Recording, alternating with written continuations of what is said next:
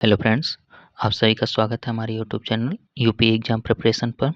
आज हम पढ़ेंगे यूपी ट्रिपल एससी में जो मुख्य रूप से भाषा से प्रश्न पूछे जाते हैं कि किस अपभ्रंश से भाषा है और किस क्षेत्रीय भाषा है, उसी से रिलेटेड आज हमारा टॉपिक है। तो हम देखेंगे उत्तर प्रदेश की जो प्रमुख भाषाएं हैं उनके बारे में देख लेते हैं। जैसे सौर सैनी अपभ्रंश है, इसमें मुख्य रूप से पश्चिमी हिंदी आती है, राजस्थानी हिंदी आती है, पहाड़ी हिंदी। उसी तरह दूसरा है देखिए अर्धमागधी अपभ्रंश, इसमें पूर्वी हिंदी आती है। फिर देखेंगे हम मागधी अपभ्रंश, इसमें बिहारी हिंदी आती है। अथवा आयोग द्वारा मुख्य रूप से प्रश्न पूछे गए यूपी ट्रिपल एससी से, उससे रिलेटेड हमारे क्वेश्चंस हैं, हम उनको भी देखेंगे। ठीक है, तो ये टॉपिक बहुत इंपॉर्टेंट है। चलिए हम इनके बारे में मुख्य रूप से पढ़ेंगे। तो हमारा टॉपिक है उत्तर प्रदेश में जो बोलियां बोली जाती हैं, वह टॉपिक है। तो देखेंगे बोली उपभाषा भाषा का विकास ठीक उससे वैसे ही होता है जैसे गाँव, गाँव से कस्बा, कस्बा से शहर। मतलब प्रोसेस जो है छोटे क्षेत्र से लेके स्थानीय व्यवहार में प्रयुक्त होने वाली जो भाषा का वह अल्प विकसित रूप ही बोली कहलाती है। ठीक है, जिसका कोई लिखित रूप अथवा साहित्यिक नहीं होता है। यह भाषा का क्षेत्रीय रूप बोली कहलाता है। ठीक है, उपभाषा क्षेत्रीय बोली का विकसित रूप ही उपभाषा कहलाता है। ओके, इस चीज़ को ध्यान देंगे। अब देखेंगे हम मुख्य रूप से हिंदी भाषा की जो बोलियां हैं उसमें सबसे पहले हम देखेंगे सौर सैनी अपभ्रंश।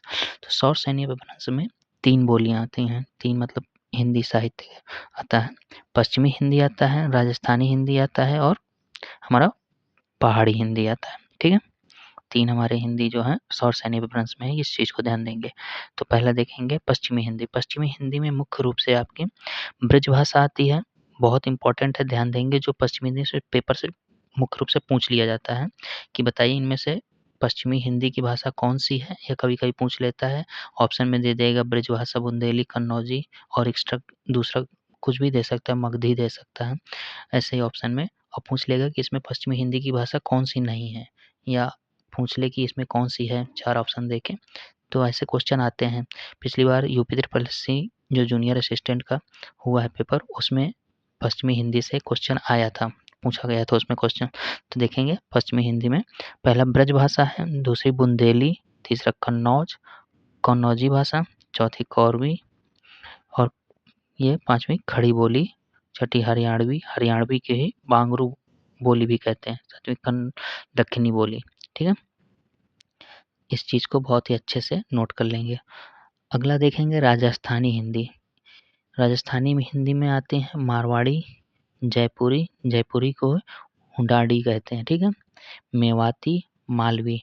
राजस्थानी में कुल 4 लैंग्वेज, 4 भाषाएं हैं। ठीक है, उसके बाद देखेंगे पहाड़ी हिंदी। पहाड़ी हिंदी को खस अपभ्रंश भी कहते हैं। ठीक है, खस अपभ्रंश से उसमें क्वेश्चन यूपी ट्रिपल एससी में पूछा गया है कि बताइए कि पहाड़ी हिंदी किस अपभ्रंश से ली गई है। उसमें ऑप्शन दिया गया था अर्धमागधी, मागधी, खस अपभ्रंश। तो मेन उसमें खस अपभ्रंश से पहाड़ी हिंदी ली गई है। अब देखेंगे पहाड़ी हिंदी की मुख्य भाषाएं जो है कुमाऊनी बोली है और गढ़वाली बोली। इंपॉर्टेंट है दोस्तों, ध्यान देंगे। ठीक है, अगला हम देखेंगे अर्धमागधी अपभ्रंश। अर्धमागधी अपभ्रंश में पूर्वी हिंदी आती है। पूर्वी हिंदी में मुख्य रूप से 3 बोलियां हैं, अवधी, बघेली और छत्तीसगढ़ी। ठीक है दोस्तों, नोट किएंगे। अगला देखेंगे मागधी अपभ्रंश। मागधी अपभ्रंश में बिहारी हिंदी आती है। बिहारी हिंदी के अंतर्गत मगही, मैथिली और भोजपुरी आता है। दोस्तों इंपॉर्टेंट है, नोट करेंगे। अब देखेंगे हम मुख्य रूप से जो आयोग ने प्रश्न पूछे हैं इससे संबंधित क्वेश्चन, उनके बारे में। ठीक है, तो पहला देखेंगे हिंदी भाषा की उत्पत्ति किस अपभ्रंश से हुई है। तो पहला ऑप्शन है सौरसैनी अपभ्रंश, मागधी अपभ्रंश, अर्धमागधी अपभ्रंश या इनमें से कोई नहीं। तो हमारा पहला हो जाएगा हिंदी भाषा की जो उत्पत्ति हुई है वह सौरसैनी अपभ्रंश से हुआ है। ठीक है, अगला क्वेश्चन देखेंगे। दूसरा क्वेश्चन है पूर्वी हिंदी वर्ग की बोलियों का विकास किससे माना जाता है। तो पूर्वी हिंदी बोलियों के विकास का किससे माना जाता है। पहला ऑप्शन है सौरसैनी अपभ्रंश, दूसरा है मागधी अपभ्रंश, तीसरा है नागर अपभ्रंश, चौथा है अर्धमागधी अपभ्रंश। तो हमारा दूसरे क्वेश्चन का आंसर हो जाएगा अर्धमागधी अपभ्रंश। ओके दोस्तों, पूर्वी हिंदी जो है वह अर्धमागधी अपभ्रंश बोली से विकसित हुई है। तीसरा देखेंगे, कर्ता के साथ ने का प्रयोग न होना किस भाषा का प्रमुख विशेषता है? हमारे ऑप्शन है पूर्वी हिंदी, पश्चिमी हिंदी, राजस्थानी हिंदी, पहाड़ी हिंदी। तो बताएंगे। इसमें हमारा हो जाएगा पहला ऑप्शन पूर्वी हिंदी। पूर्वी हिंदी में बोलने के जो क्रम है, जैसे हम बोलते हैं कि इसने ये काम नहीं किया, इनने नहीं, उसमें वो लोग बोलते हैं इनने वो काम नहीं किया, मतलब ने का लोप कर देते हैं। तो वही बोला है कि ने का प्रयोग नहीं करते हैं वो लोग, तो पूर्वी हिंदी में नहीं करते हैं। चौथा देखेंगे, दिल्ली व मेरठ के आसपास कौन सी बोली का क्या नाम है? जो बोली जाती है लैंग्वेज, उसका क्या नाम है? हमारा ऑप्शन है पहला ब्रजभाषा, दूसरा पंजाबी, तीसरा अवधी, चौथा खड़ी बोली। तो हमारा चौथे का क्वेश्चन का क्या आंसर हो जाएगा? चौथे का हमारा आंसर हो जाएगा खड़ी बोली। ठीक है। अगला देखेंगे पांचवा, रामचरितमानस की भाषा क्या है? तो रामचरितमानस की भाषा क्या है? इसके ऑप्शन है हमारे पहला अवधी, दूसरे ब्रिज, तीसरी खड़ी बोली, चौथी भोजपुरी। तो बताएंगे इसमें कौन सा होगा? तो इसमें पहला ऑप्शन होगा हमारा अवधी हो जाएगी। ठीक है दोस्तों। दोस्तों ये चीज़ ध्यान देंगे कि रामचरितमानस की जो भाषा है वह अवधी है। ये तुलसीदास जी की रचना है। तो तुलसीदास की बहुधा जो रचनाएं हैं, अधिक रचनाओं की भाषा जो है वो अवधी ही है। ठीक है। लेकिन उनकी एक जो रचना है विनय पत्रिका, उसकी भाषा जो है ब्रिज भाषा है। ये चीज़ नोट कर लेंगे कि उनकी विनय पत्रिका की भाषा जो है ब्रिज भाषा। ये पेपर में पूछा गया है पहले भी कि ये बताएं कि विनय पत्रिका की जो भाषा है क्या है? तो वो होगी ब्रज भाषा।